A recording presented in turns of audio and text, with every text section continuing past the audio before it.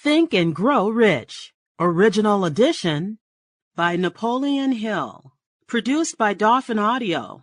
Read to you by Sherrie Seabee. All rights reserved.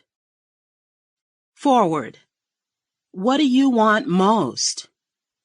Is it money, fame, power, contentment, personality, peace of mind, happiness? The 13 steps to riches described in this book offer the shortest, dependable philosophy of individual achievement ever presented for the benefit of the man or woman who is searching for a definite goal in life. Before beginning the book, you will profit greatly if you recognize the fact that the book was not written to entertain. You cannot digest the contents properly in a week or a month.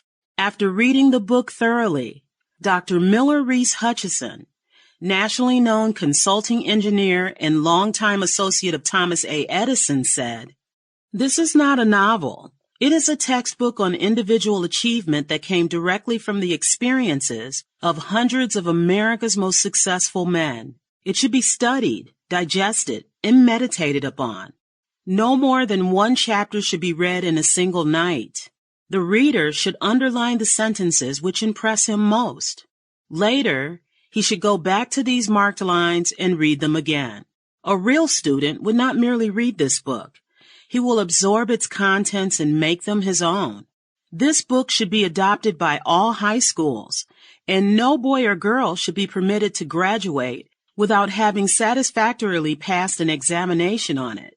This philosophy will not take the place of the subjects taught in schools, but it will enable one to organize and apply the knowledge acquired and convert it into useful service and adequate compensation without waste of time." Dr. John R. Turner, Dean of the College of the City of New York, after having read the book said, "The very best example of the soundness of this philosophy is your own son, Blair, whose dramatic story you have outlined in the chapter on desire." Dr. Turner had reference to the author's son, who, born without normal hearing capacity, not only avoided becoming a deaf-mute, but actually converted his handicap into a priceless asset by applying the philosophy here described. After reading the story, you will realize that you are about to come into possession of a philosophy which can be transmuted into material wealth, or serve as readily to bring you peace of mind, understanding, spiritual harmony, and in some instances, as in the case of the author's son, it can help you master physical affliction. The author discovered, through personally analyzing hundreds of successful men, that all of them followed the habit of exchanging ideas through what is commonly called conferences. When they had problems to be solved, they sat down together and talked freely until they discovered, from their joint contribution of ideas, a plan that would serve their purpose. You, who read this book, will get most out of it by putting into practice the mastermind principle described in the book. This you can do, as others are doing so successfully, by forming a study club consisting of any desired number of people who are friendly and harmonious.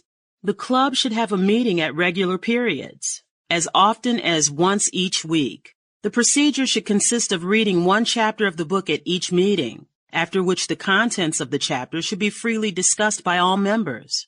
Each member should make notes, putting down all ideas of his own inspired by the discussion.